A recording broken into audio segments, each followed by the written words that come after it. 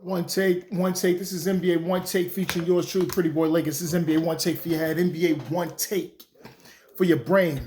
Coming to you live from my home. This is NBA One Take, April 15th, 2026.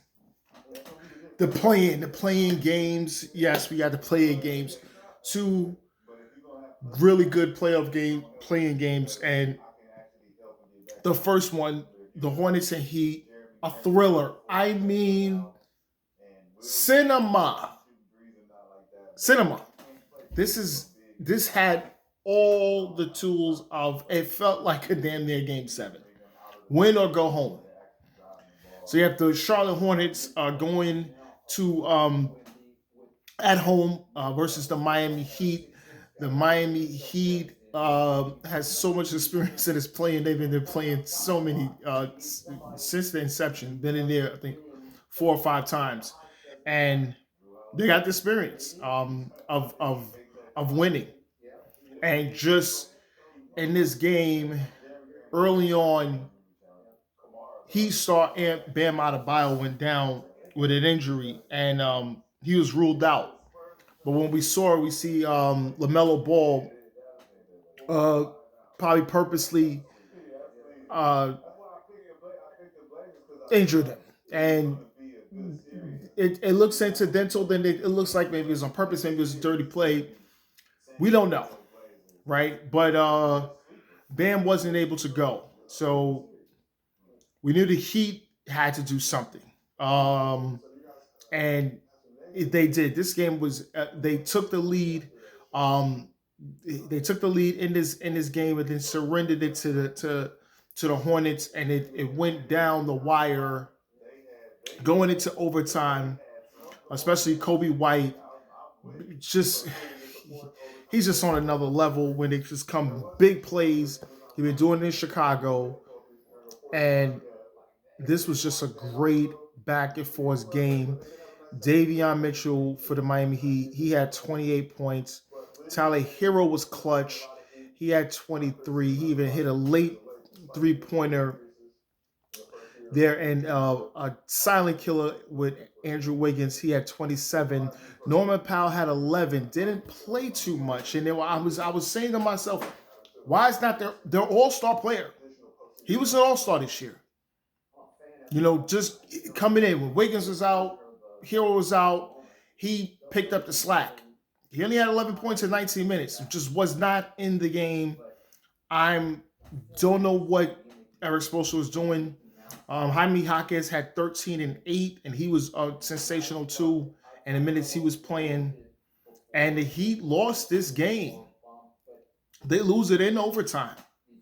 They lose it in overtime with Lamelo Ball with a just a great move to the basket and was able to help this team get the win.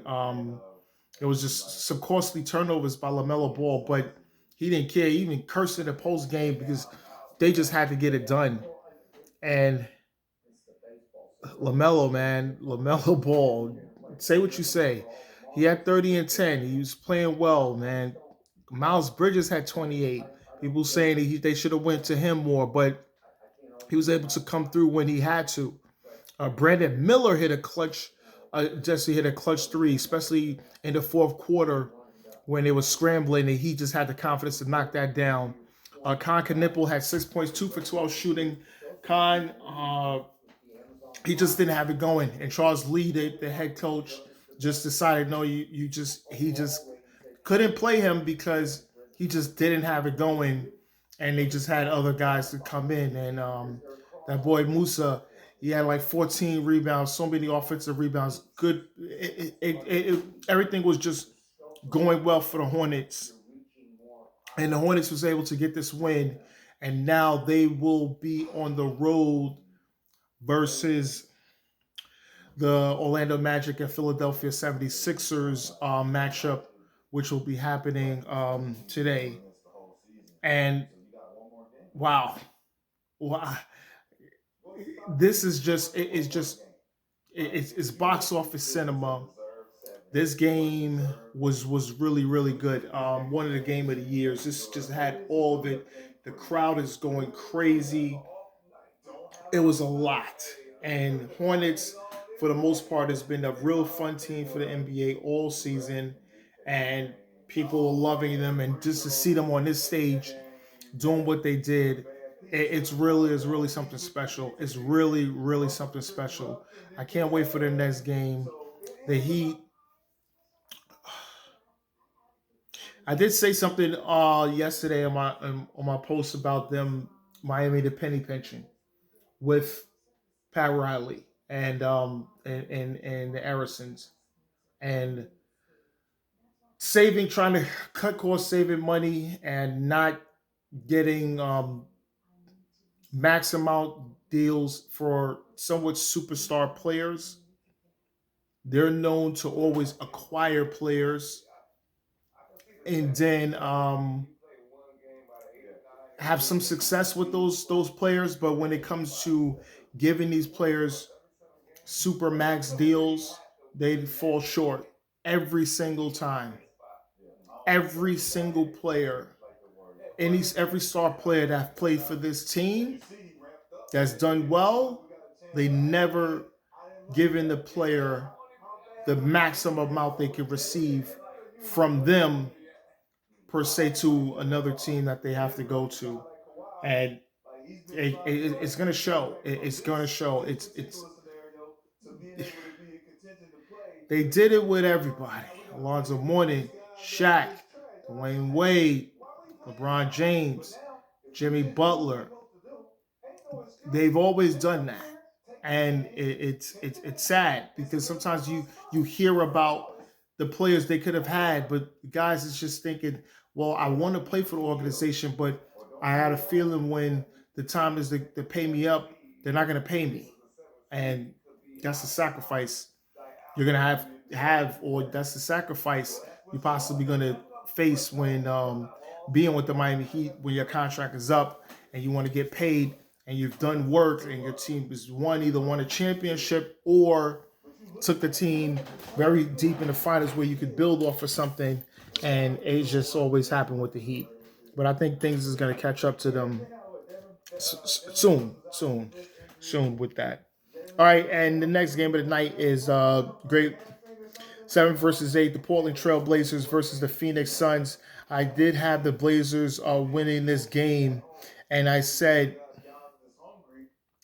they were going to beat them, but I said it's almost going to be a little bit convincing. But I'm thinking they will have the Suns, and it just said that was going to be very concerning, right?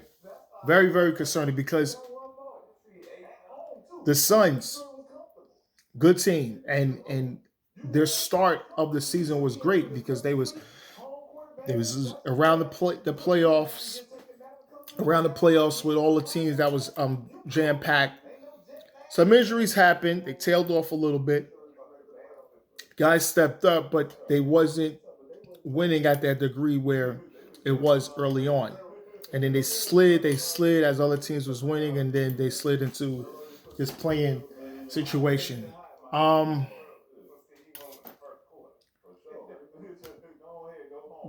let me. All right. Denny Avia. He is going to be at this trajectory a superstar. I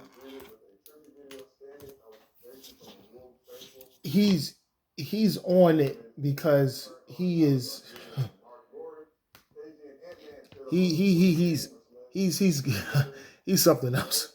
All right, yeah, 41, 12, and 7 assists. You know, willing this team. Drew Holiday had 21, and Drew Holiday was the steady hand, making sure everything gone. Jeremy Grant had 16, shot well, but didn't shoot well. But guess what? He was knocking down corner shots when he had to. And the Blazers win 114-110. Jalen Green was hot as fish grease. He finished with 35. Dylan Brooks even had 20. Booker had 22. But the thing is going to be, was Devin Booker being more aggressive like he should be. And I emphasize this. Booker at point is not a good thing. Booker as the primary playmaker, star as the primary playmaker, is not good. And this showed it at times.